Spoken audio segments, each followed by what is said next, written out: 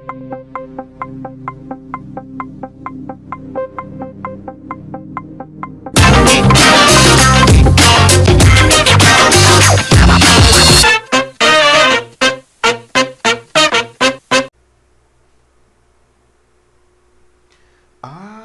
Brasil! Estamos chegando mais uma vez aqui com uma baita aula para vocês. E hoje eu tenho uma péssima notícia. Hoje a gente vai sentir o cheiro de enxofre. Porque o assunto de hoje é delicado. O assunto de hoje é probabilidade. Escutaram? Escutaram? Escutaram? Hoje é probabilidade. Então a gente vai dar uns conceitos aqui de probabilidade e também vai aplicar algumas questões da prova do Enem. Então vamos lá. Quando a gente fala em probabilidade, a primeira coisa que vem na mente da gente é os jogos da Mega Sena. A probabilidade de uma pessoa acertar as 6 dezenas é de 1 em não sei quantos milhões, e trilhões, e bilhões, e centilhões, e quadrilhões, e vai por aí vai. Então a ideia da probabilidade é quantificar alguma coisa, um evento aleatório, ou seja, alguma coisa acontecer sem que a gente tenha um controle, de modo que seja possível a gente obter um estudo a respeito disso. Então, por exemplo, se eu pegar um dado, uma moeda, alguma coisa, um dado, não tem como eu adivinhar qual vai ser. Se eu jogar o dado aqui ou a moeda para cima, não tem como a gente ver o que vai cair no dado, né? A gente não tem a previsão de saber, vai cair um 2, um 3, um 4, um 5. Não tem como. Então, a ideia de probabilidade é justamente essa. É quantificar os eventos aleatórios e mostrar que é possível estudar eles de alguma forma, certo? Então vamos lá, quando a gente fala em probabilidade, né, como eu já falei, a gente tem os sorteios, os bingos da vida, as cartas, o baralho, os dados, as moedas. Então existe muita coisa aí como se fosse a ideia de jogos. Todos são jogos aí, se você observar, todos são jogos. Então a probabilidade surgiu basicamente para quantificar a possibilidade de jogos. Todo tipo de jogo que fosse necessário você ter uma sorte, a gente chama de sorte, né? Você pudesse aplicar uma ideia de qual é a chance de eu ganhar nesse sorteio, qual é a chance de eu tirar uma carta aqui nesse baralho. Então tudo isso aí está acoplado às probabilidades. E como eu falei, cheira enxofre, porque são as questões igual a logaritmo, certo? Que o pessoal deixa por último ou às vezes chuta. Às vezes não é nem questão de chutar por chutar, é porque às vezes você não tem paciência em resolver. Às vezes você já está com a cabeça cheia de coisas já e você não tem interesse em acertar uma questão de probabilidade. Até porque o TRI ele pune você por conta de você acertar uma questão difícil e errar uma fácil. Então, consequentemente, ele acha que você está chutando as questões, certo? Então, a gente fecha com essa ideia aí. Então, vamos lá. Quando a gente fala em probabilidade, a gente fala de fenômenos aleatórios, coisas que a gente não tem o controle sobre eles. Por exemplo, lançamento de um dado não viciado. Por exemplo, se um dado for viciado, sempre a probabilidade de cair uma face escolhida vai ser sempre maior. Eu pego um dado, eu altero a face do dado, boto mais um peso, alguma coisa lá que seja diferente, então tem uma probabilidade maior de dela sair, porque ele é um dado viciado, igual a moeda. Se eu colocar uma moeda viciada, a probabilidade de cair a mesma cara várias vezes, ou a mesma coroa, vai ser muito maior. Achar o número de peças defeituosas fabricadas de uma máquina, também dá a ideia de um fenômeno aleatório. Resultado de um jogo de roleta, ou da Mega Sena. Número de pessoas que ganharão na loteria, que diz, como eu falei para você, né, que é 1 em não sei quantos milhões. Então, a gente tem alguns exemplos aí simples de fenômenos aleatórios. Então, qual é o significado de expressões como moeda perfeita e dado não viciado? Como eu já falei, moeda perfeita é aquela que não é alterada, ela tem 50% de cair cara e 50% de cair coroa. E um dado não viciado é quando a probabilidade de cair qualquer face do dado é de 1/6, certo? Sem alterações. Então, a gente vai para dois termos importantes que a gente tem na probabilidade, que é espaço amostral e evento. Quando a gente fala em espaço amostral, é o conjunto, certo? Eu vou chamar ele de S, e ele é o conjunto formado por todos os resultados possíveis de um experimento. Por exemplo, o espaço amostral da moeda. Então, vai ser cara ou vai ser coroa. Já o espaço amostral do dado vai ser o número 1, o número 2, o número 3, o número 4, o número 5 e o número 6, certo? E o evento é qualquer subconjunto desse espaço amostral. Pode ser um elemento só, pode ser cara ou só coroa, pode ser mais do que, ou os dois ao mesmo tempo, ou pode ser dois números pares no dado, dois números ímpares, vai depender do evento.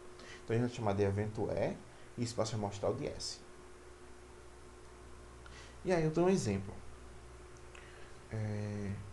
Conjunto de todos os resultados possíveis, que é do dado, né? Que é 1, 2, 3, 4, 5 e 6. E um subconjunto dele é 1, 3 e 5, que é o evento é ocorrer um número ímpar no lançamento de um dado. Então a gente define o evento com palavras mesmo, no velho português, e depois você quantifica isso. Então o espaço amostral do dado é S, que é igual, aí você abre parênteses, porque é um conjunto, 1, 2, 3, 4, 5 e 6. E o meu evento, que eu vou chamar de evento A, é ocorrer um número ímpar no dado. Então, das 6 possibilidades que eu tenho, apenas 3 são importantes, que vai ser 1, 3 e 5. Então, eu posso dizer que a probabilidade aí vai ser de 3 em 6. Ou, se eu dividir tudo por 3, vai dar de 1 meio, né? Como eu tenho 6 possibilidades e eu tenho 3 possibilidades a favor do que eu quero, então eu vou ter 1 meio ou 50% de chance disso acontecer. Aqui tem uma coisa interessante, ó. Por exemplo, eu vou jogar um dado e vou registrar um resultado. Então, o espaço amostra do dado, como eu já falei para vocês, é 1, 2, 3, 4, 5 e 6. E agora eu quero um evento A, que diz assim, ocorrência de um número menor do que 7. Se eu usar direitinho, todos os valores são possíveis. Então, eu tenho 6 de 6. Qualquer valor que eu pegar do espaço amostral do dado é sempre um número menor que 7. Então, nesse caso aí, o meu evento A é igual ao espaço amostral S. Então, é o que eu chamo de evento certo. Ou seja, qualquer coisa que eu jogar para cima do dado, qualquer lançamento que eu fizer no dado, sempre vai me dar um número menor do que 7. Então, consequentemente, eu tenho 100% de acerto. Já no evento B, se eu quiser a ocorrência de um número maior do que 6, no dado não tem número maior que 6, o número só vai até 6. Então, consequentemente, o meu evento B, ele é o quê? Ele é vazio. Então, a probabilidade do evento B ocorrer é 0, certo? Então, no de cima, a probabilidade do evento A ocorrer é 100%, que é o valor máximo da probabilidade. E no evento B, como o conjunto é vazio, a probabilidade é 0. Então, vai de 0 a 100%. Então, aí, ó, a probabilidade mesmo, ela é definida de várias formas. Quer dizer, uma forma única, porém com várias linguagens. Por exemplo, eu posso dizer que a probabilidade de um evento ocorrer é o número de elementos de A, que é o número de elementos do evento que eu tenho, dividido pelo número de elementos do meu espaço amostral. Ou ainda, é o número de resultados favoráveis, é o que eu quero, e o número de total possível, que é o que eu tenho. Então, probabilidade é o que eu quero dividido pelo que eu tenho, certo? A gente vai ver isso mais para frente. Quando a gente fala pelo menos uma e exatamente duas, qual a diferença entre elas, nessas expressões? Quando eu falar qual é a probabilidade de pelo menos uma, então eu posso dizer que pode ser uma ou mais, pode ser duas, pode ser três, pode ser quatro, pode ser cinco. E quando eu quero exatamente duas, é porque é só duas. Lembre-se, pelo menos uma é uma ou mais, e quando é exatamente duas, é duas e acabou, certo? Então aí, ó, generalizando, a probabilidade de um evento ocorrer é o número de E sobre o N de U, que é o número de eventos do meu universo ou do meu espaço amostral, e eu defino isso aí. É como eu falei, ó, se o evento for certo, a probabilidade é 100% ou 1, certo? Então não existe probabilidade com valor maior do que 1 e nem valor negativo, ou seja, menor do que 0. Então, sempre um valor vai ser maior ou igual a 0, menor ou igual a 1, sempre variando nesse intervalo aí. Se o evento for elementar, ou seja, ele tiver a mesma probabilidade de ocorrer, sair, né, no dado aí, a gente tem o Pzinho, que é a probabilidade comum de todos eles. Qualquer evento que eu fizer vai ter uma probabilidade de ocorrência, seja ela qual for. Se o evento for impossível, ou seja, se o conjunto for vazio, a probabilidade é zero, como já falei. Se eles são mutuamente exclusivos, ou seja, são independentes, a ocorrência de um evento não interfere na ocorrência do segundo evento. Quando ocorre, a gente chama de probabilidade condicional, porque ele já está condicionado à ocorrência de um segundo evento, que a gente vai ver mais para frente. O evento ele é equiprovável quando ele tem a mesma chance de ocorrer. Então, por exemplo, dos 6 possibilidades do dado, eu tenho um sexto de chance de cair qualquer número do dado. Então, eles são equiprováveis. O evento complementar é o que complementa o evento.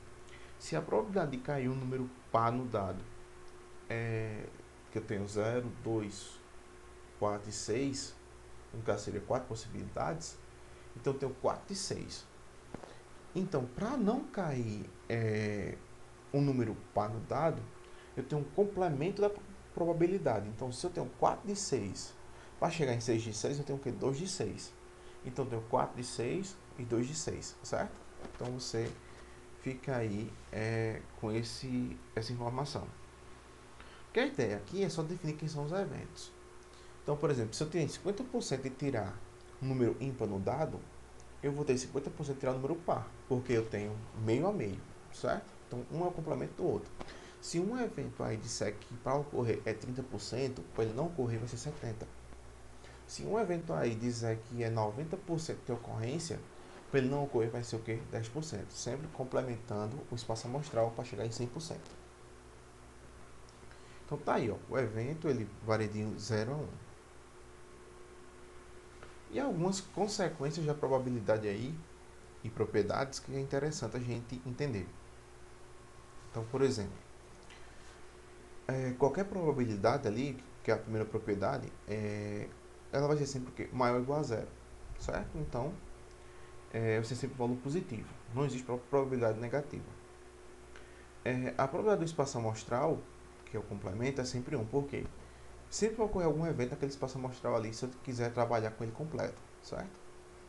Se eles são mutuamente exclusivos, eu tenho que a interseção, ou seja, a independência lá existe. Então, eles são o quê? Vazios. Se ele é vazio, eu faço a união, que é só somar as probabilidades. A probabilidade do vazio é 0, a do complementar é 1 menos a probabilidade que eu tenho, ou 100% menos a probabilidade que eu tenho. E se eles não forem mutuamente exclusivos, eu vou usar a teoria dos conjuntos ali, ó. Só que em vez de números de elementos, eu vou ter a probabilidade dos elementos. A probabilidade da união vai ser a soma das probabilidades menos a probabilidade da interseção. Isso a gente vai chamar de regra do E e regra do OU mais para frente. E como a probabilidade varia do conjunto vazio ao espaço amostral, eu tenho que sempre vai valer de quanto? De 0 a 1, como eu já falei anteriormente. Aí a gente tem a ideia de probabilidade condicional. Quando a gente fala em probabilidade condicional, a gente tem que calcular alguma coisa de um evento, dado que a gente já tem uma segunda ocorrência já certa. Qual é a probabilidade de cair um número 2 no dado, sabendo que já caiu, sei lá, 2 números pares. Então eu estou condicionando, eu estou reduzindo o meu espaço amostral a apenas alguns elementos. Eu não estou contemplando ele totalmente, eu estou reduzindo ele. Então quando a gente reduz o espaço amostral e quando já tem mais de um evento sendo associado a ele, a gente tem uma probabilidade condicional. Então vamos imaginar o seguinte, a gente tem 3 cartões numa mesa, A, B e C, e a gente quer fazer o seguinte, a gente quer fazer um sorteio do cartão A seguido do cartão B nessa ordem. Então, por exemplo, se a gente fizer com reposição, a gente pega o cartão, olha o cartão e depois bota lá o cartão novo para fazer um novo sorteio. Então, com reposição, para a primeira retirada eu tenho A, B e C, certo? Então, na primeira retirada, puxei um cartão, eu posso ter A, B e C. Na segunda retirada, como é com reposição, eu tiro o cartão, olho o cartão, depois boto ele lá dentro novamente, ou em cima da mesa novamente. Então, eu posso ter A, B e C também acoplado aí. Então, eu posso ter A2A, AB, AC. Então, eu estou montando uma árvore de possibilidades para que você consiga montar esse evento todo, que é retirar 2 cartões, certo? Eu quero retirar o cartão A seguido do cartão B. Então, se eu quero o cartão A seguido do cartão B, eu só tenho uma chance dentro de 9 possibilidades, ó, porque eu tenho 3 na primeira e 3 na segunda, 3 vezes 3 são 9. Então, o total aí de possibilidades são 9. Então, como eu só tenho uma chance ali, ó, eu tenho a B apenas em um galho ali da árvore, então só tenho uma chance de 9. Então, eu tenho que a probabilidade aí vai ser de 1/3 e 1/3, porque eu complemento o espaço amostral é justamente as probabilidades dos eventos. Então aqui, ó, quando eu tinha os 3, eu tinha um terço, um terço e um terço. Porque ia ser um de 3, um de 3 e um de 3, certo? Completando 100%. No outro também, ó, eu ia ter um terço, um terço, um terço, um terço e um terço.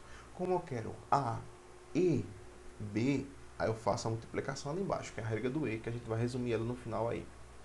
Se eu quero uma coisa e outra, eu multiplico. Lembre-se disso. Se eu quero uma coisa ou outra, eu somo, certo? Então, aí dá a ideia de independência de conjuntos. Por quê? Se eu pegar o cartão A, nada influencia no cartão B, porque eu tenho as mesmas possibilidades, certo? Então, não tenho probabilidade condicional. Isso aí é uma probabilidade o quê? Da regra do E. Eu quero um elemento e depois outro, certo? Então, eu tenho um terço para um e um terço para outro, fechando em um nono. E agora eu vou fazer sem reposição. Sem reposição eu pego o cartão, tiro o cartão e depois eu só vejo as possibilidades. Por exemplo, se eu tenho A, B e C na primeira retirada, se eu tirar A, só me sobrar o quê? B e C. Se eu tirar B, vai sobrar A e C. E se eu tirar C, vai sobrar A e B. Então é isso que eu tenho no segunda retirada. Ó. Então eu reduzi o meu espaço amostral. Se eu reduzir o meu espaço amostral, eu já começo a fazer o quê? Uma probabilidade condicional. Então, se eu quero A seguido de B, agora só tem uma chancezinha ali em cima, porém, eu reduzi ali, ó. Em vez de eu ter 9 possibilidades, agora eu só tenho 6.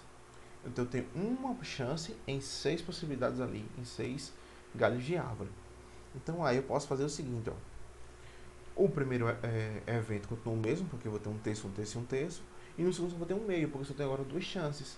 E como eu quero A e B, eu multiplico os dois. Ó. Então, vai ser um terço sobre 1 vezes um meio, vai justamente dar um sexto, porque eu tenho uma possibilidade dentro de 6 possíveis. Certo? Então, a gente seria um exemplo simples de uma probabilidade condicional, onde eu estou reduzindo o meu espaço amostral. Então, aí a gente formalizando, ó, uma probabilidade condicional é quando um evento A fica condicionado ao fato de outro evento B ele ter ocorrido, né? Ou ele ocorreu, e a probabilidade condicional é dada por. Então, tá aí, ó. A probabilidade de A barrinha B, essa barrinha quer dizer, dado o quê? Vai ser a probabilidade dos dois ocorrerem sobre a probabilidade do segundo ocorrer. Certo? Então, vice-versa, fazendo uma regra de 3, eu chego que a probabilidade dos dois é a multiplicação também. Certo? Então, a regra do E vale para os dois casos. Quando eu quero dois eventos ao mesmo tempo, eu quero uma coisa e outra, eu multiplico ambos.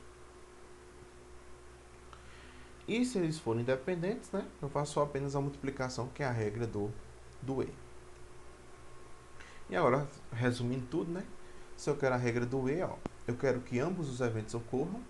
Então, a probabilidade de um evento ocorrer e outro, que no caso seria a interseção, é você multiplicar as probabilidades, P de A vezes P de B.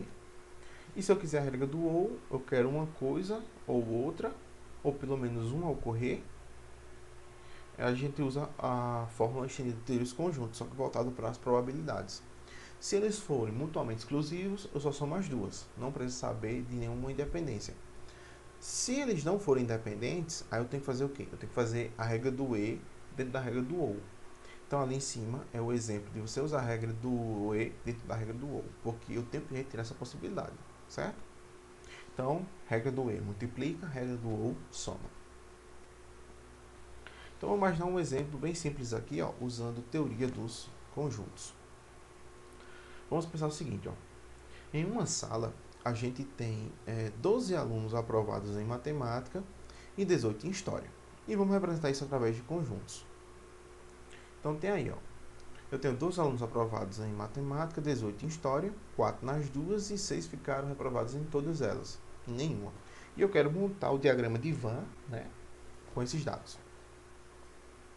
Então, vou fazer dois conjuntozinhos ali, ó, que vai ser o conjunto M, que foram os aprovados em matemática, H, os que foram aprovados em história, e vou preencher eles, ó.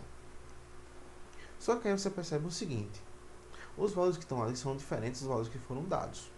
Porque não sei se você se lembra, mas em teoria dos conjuntos existe uma linguagem diferente. Quando a gente fala 12 foram aprovados em matemática, é diferente de dizer que 12 foram aprovados somente em matemática. Quando eu falar que 12 foram aprovados em matemática, vai ser no geral. Pode ter aprovado em matemática e em história ao mesmo tempo. Quando eu falo 12 alunos foram aprovados somente em matemática, é porque foi só em matemática, não teve outra disciplina. Então, se eu tenho ali, ó, se 12 alunos foram aprovados em matemática e 4 nas duas, quantos foram aprovados somente em matemática? Foram 8, porque eu pego 12, tiro os 4 da interseção, fica 8. Para a história, que a gente tem 18 de história. Como tem 4 nas duas, vai ser 18 menos 4, vai ficar 14. Então está aí montado o diagrama de Venn mais simples possível. E como eu não tenho nenhum ali, que são 6, né? 6 alunos não foram aprovados em nenhuma das duas disciplinas. Então, se eu somar isso ali, ó, 8 mais 4 mais 14 mais 6, eu tenho um total de 32 alunos. Então, essa sala tem 32 alunos matriculados. Então, qual vai ser a probabilidade de ser aprovado só em matemática? Então, vai ser 8, né? Que foi o valor que eu encontrei, sobre o total. Lembre-se, é o que eu quero que seja aprovado em matemática, só em matemática, que foram 8, sobre o que eu tenho, que é 32 alunos. Então, 8 sobre 32. E só em história, 14 sobre 32. Aprovados em matemática, então tem que juntar tudo. Então, vai ser 12, né? Que era o valor que eu tinha antes, sobre 32. Em história, do mesmo jeito, como eu tinha 18 antes, 18 sobre 32.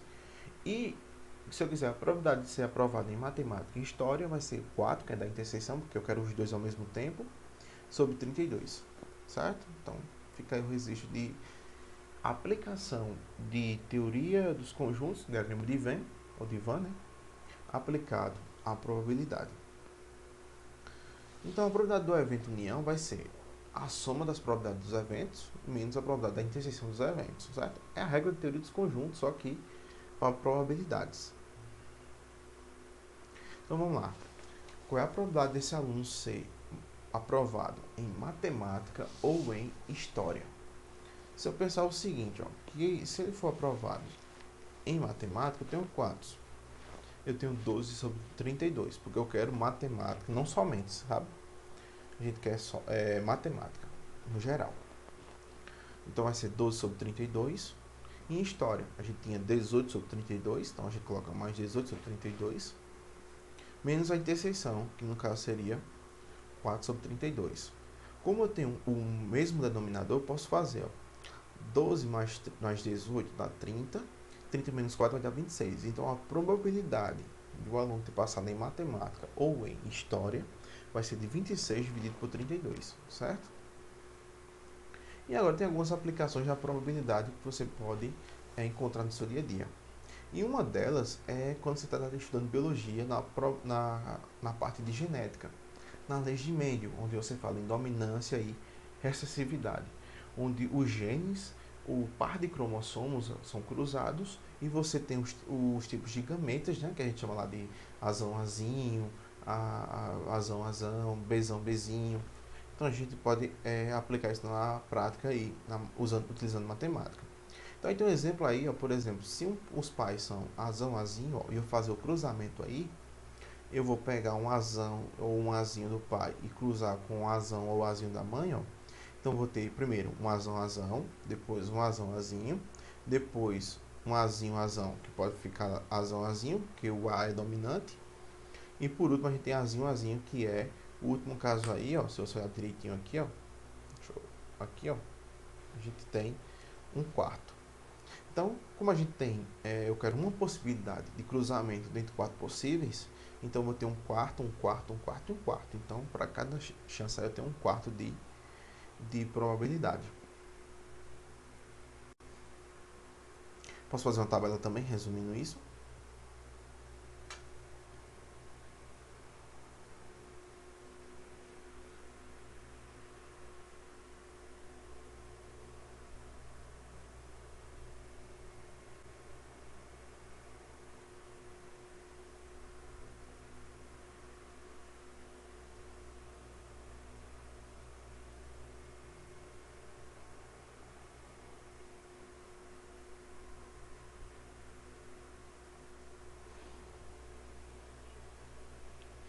Então, a última coisa aí que faltou falar era só para dizer o seguinte, que a gente pode usar os conceitos em alguns jogos, por exemplo, campo minado do computador, a gente sempre usa esse conceito de probabilidade, porque eu quero achar qual é a marcação da que a gente tem uma mina A gente pode botar uma bandeirinha lá em cima marcando, certo? Então, um jogo de campo minado é a teoria das probabilidades puramente ali aplicado.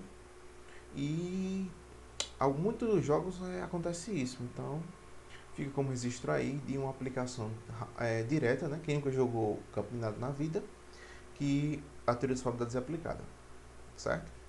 Então, agora a gente vai para a resolução de exercícios. Então vamos lá, vamos fazer a resolução de questões envolvendo probabilidade. A gente vai dar para o Enem 2017.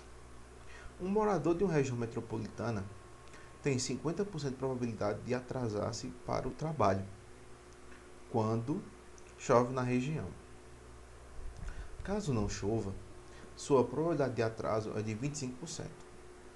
Para um determinado dia, o Serviço de Meteorologia estima em 30% a probabilidade da ocorrência de chuva nessa região. E a pergunta é: qual é a probabilidade desse morador se atrasar para o serviço no dia em qual foi dada a estimativa de chuva? Como ele fala de cara aí que deu a estimativa de chuva, a gente não sabe se choveu ou não choveu, certo? Então a gente tem que trabalhar com essa ideia aí. Então a gente vai ter que organizar esses dados. Então vamos lá, a probabilidade dele de se atrasar, dado que choveu, é 50%. E a probabilidade de atraso, dado que não choveu, é 25%. Nesse dia foi dado que a probabilidade de chuva seria de 30%. Então, consequentemente, não chover é o complemento da probabilidade para dar os 100%. Então, se deu 1, deu 30, o outro tem que dar o quê? 70. Então, vamos lá. Como a gente não sabe se choveu ou não choveu, eu sei que ele vai atrasar. Então, vai ser a probabilidade de atraso, dado que choveu, ou a probabilidade de atraso, dado que não choveu. Então, aí a gente pode fazer a regra do ou. Ó. Eu quero uma coisa, eu quero que aconteça um atraso, dado que choveu, ou um atraso, dado que não choveu. A certeza é o atraso e o evento condicionante é chover ou não chover. Então, a gente tem aí, ó, probabilidade de atrasar, dado que choveu, é de 50%. A gente coloca 50%. Vezes a probabilidade de chuva, porque choveu, então é 30% ali, ó. O ou vira um mais, a probabilidade de atraso, dado que não choveu, é 70, vezes a probabilidade de não chover, que é de 25. Então, já respondi a questão já. Agora é só fazer a continha de bodega aí, ó. 50% é 50 sobre 100, vezes 30% é 30 sobre 100, mais 70% sobre 100 vezes 25 sobre 100. Simplificando ali, ó, uns zerinhos com uns zerinhos ali, a gente tem 15 sobre 100, né, que é o primeiro ali, a multiplicação, mais 17,5 sobre 100, porque eu simplifiquei ali o 25 por...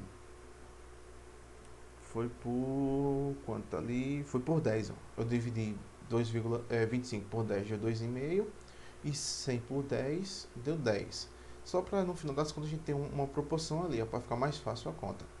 Então, 15 sobre 100 mais 17 sobre 100 vai dar 0,15 mais 0,175, que é igual a 0,325.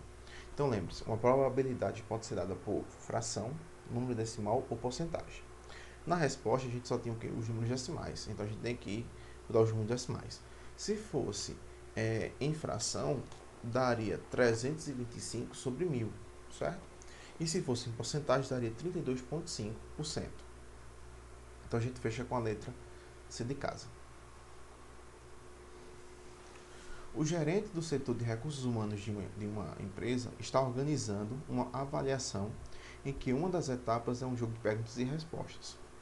Para essa etapa, ele classificou as perguntas pelo nível de dificuldade, em fácil, médio e difícil, e escreveu cada pergunta em cartões para colocação em uma urna.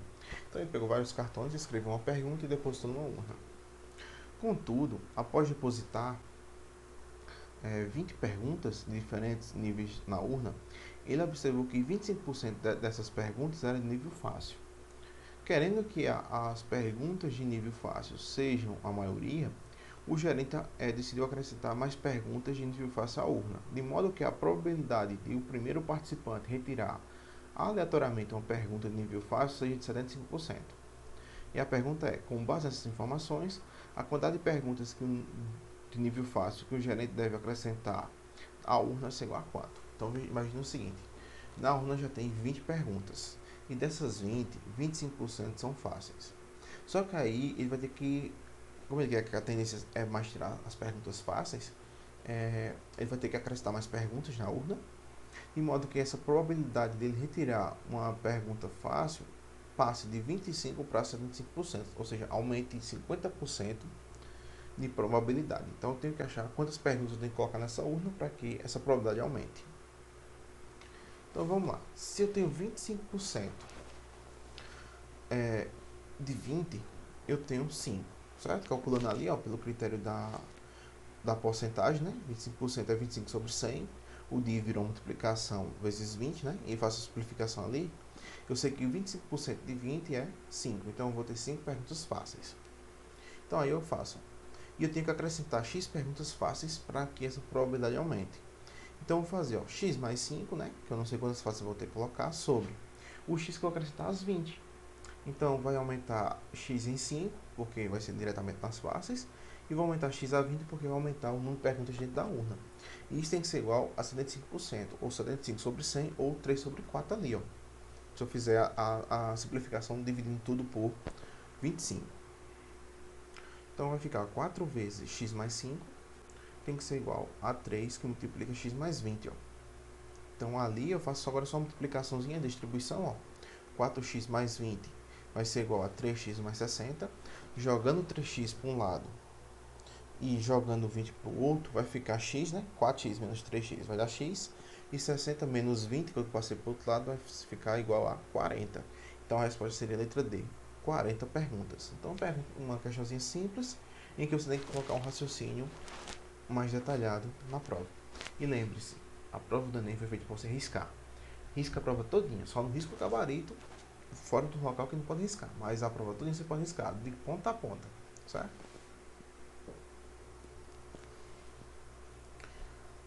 Enem 2019 foi do Enem do ano passado. O dono de um restaurante situado às margens de uma rodovia percebeu que ao colocar uma placa de propaganda em seu restaurante ao longo de uma rodovia, as vendas aumentaram. Pesquisou junto aos seus clientes e concluiu que a probabilidade de um motorista perceber que uma placa de anúncio é de 1/2. Então, olha, se eu tenho a possibilidade de ver essa placa, seja 1/2, eu não ver essa placa também vai ser 1/2, vai ser o complemento. Então, eu vou ter 50% para ver essa placa e 50% não ver essa placa.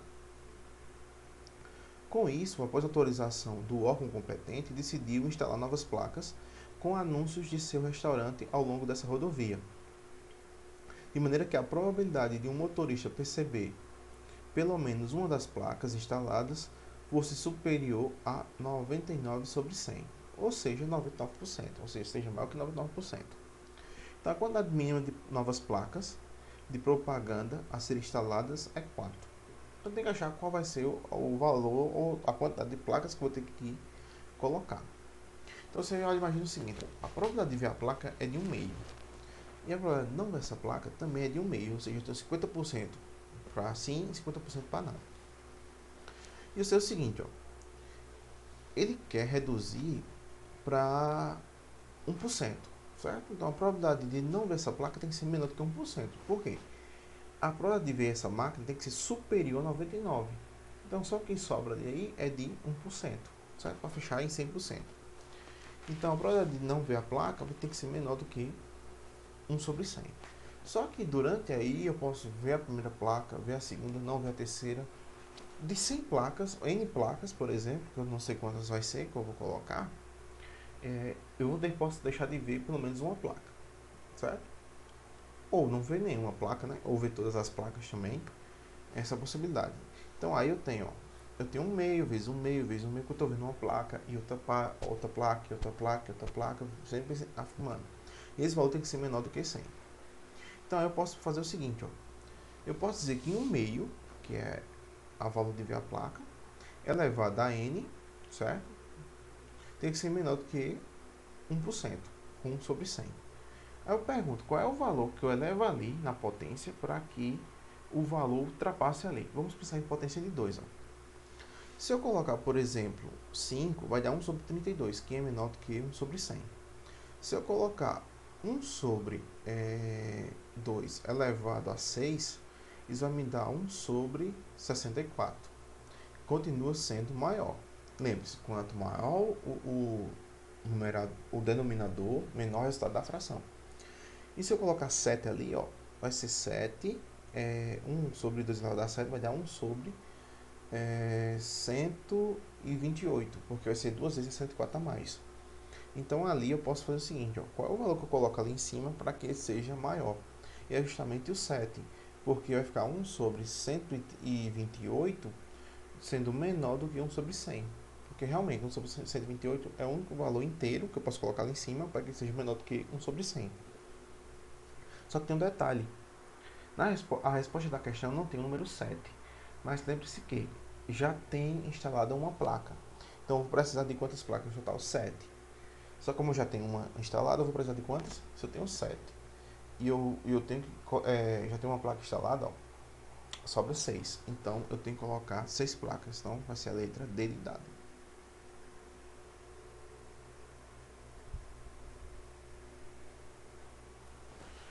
Outra questão que essa daí foi mais, vamos dizer que ela foi mais complicada de resolver do ano passado, certo? Quando essa lei foi mais fácil, essa daí requeriu maior atenção para a resolução das questões. Em um determinado ano, os computadores da Receita Federal de um país identificaram como inconsistentes 20% das declarações de imposto de renda que foram encaminhadas. Uma declaração é classificada como inconsistente quando apresenta algum tipo de erro ou conflito nas informações prestadas.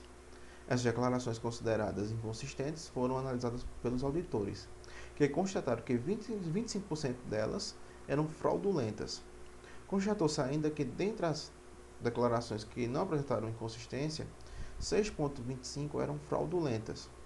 E a pergunta é: qual é a probabilidade de que nesse ano a declaração de um contribuinte seja considerada inconsistente, dado que ela era fraudulenta? Eu tenho uma probabilidade condicional, ou seja, eu já sei que a declaração foi fraudulenta e eu tenho que saber se ela foi inconsistente. Então, para organizar todos esses dados aí para você não ficar perdido, você coloque uma tabela. Então, vamos fazer uma tabela aqui, ó.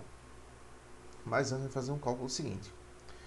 Para ser inconsistente, eu tenho que 25% das 20 que foi dadas. Ó. Ali fala ó, que constataram que 25% delas eram fraudulentas, certo?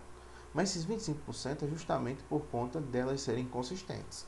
Se ela não é inconsistente, provavelmente dificilmente seria fraudulenta. Então seria 25% de 20, daria 5% ali. E para ser consistente, seria 6,25 de 80%. Porque se 20% elas eram fraudulentas, inconsistentes, para ser consistente seria 80%, que seria o complemento da probabilidade. Então ali a gente tem também 5%. Então a gente vai montar uma tabela com isso aí. Ó. Então, para fraude 5%, não fraudes 15%, total a gente tem 20%, né? Como foi dado na questão. Consistente a gente tem 5% que a gente achou. E 75% que não era fraudulento, deu 80%. Somando ali deu 100%, somando embaixo 100%. Então, tudo perfeito.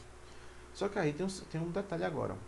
A pergunta é, qual é a probabilidade nesse ano a declaração de um contribuinte ser considerada inconsistente, dado que ela era fraudulenta?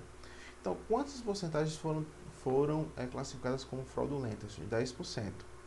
Teve fraudes. E ela ser inconsistente, a gente tinha o que ali? A gente tinha 20%. Então, ali, ó, a gente faz o que? A gente faz os 5%, que a gente tinha que eram fraudulenta e inconsistente, né? Que é o evento ali que a gente tem. 5% sobre 10. Então, seria 5 sobre 100 sobre 10 sobre 100.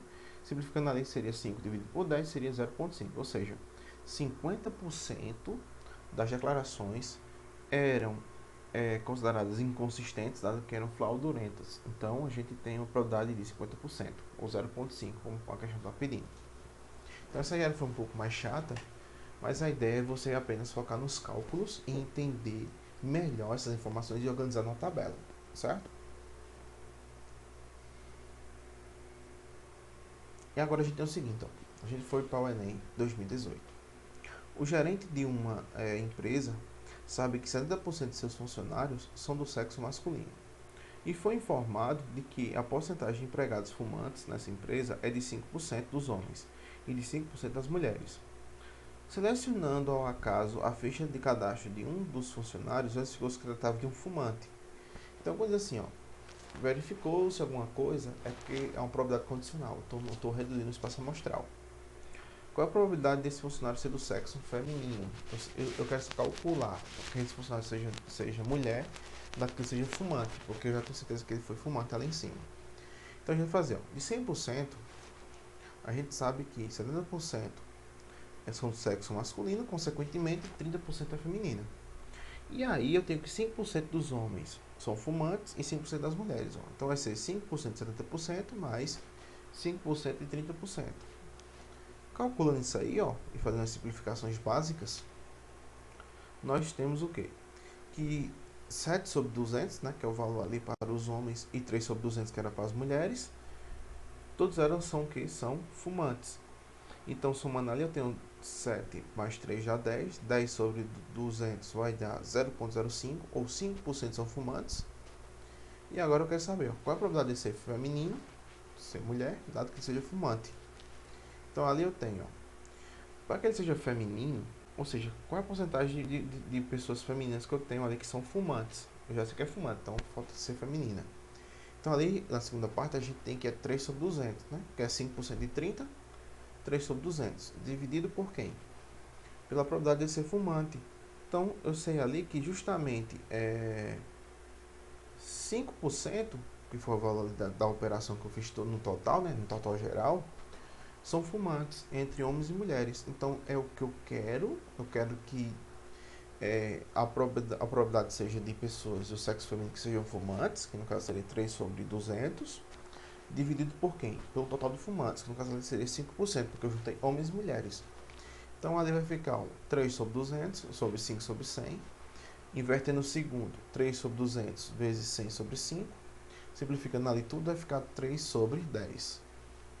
3 sobre 10 é a mesma coisa de 0,3. Como eu quero em porcentagem agora a resposta, não em decimal, eu multiplico por 100 para dar o símbolozinho. Então, 0,3 vezes 100 vai me dar 30%. Então, gente, a gente fecha rapidamente esse, esse assunto, né? Não é tão difícil, também não é tão complicado assim. Mas eu queria agradecer também a paciência de vocês por esse horário também. Já tá tarde também, né? Já extrapolei o limite. Mais rapidamente resolver essas questões. Vocês tentem resolver novamente elas e me dê um feedback aí se vocês entenderam, se faltou alguma coisa. Vocês falam comigo que a gente resolve isso aí, certo? No mais, foi um prazer muito grande estar com vocês. Um forte abraço. Até a próxima. Professor Iago à sua disposição. Valeu.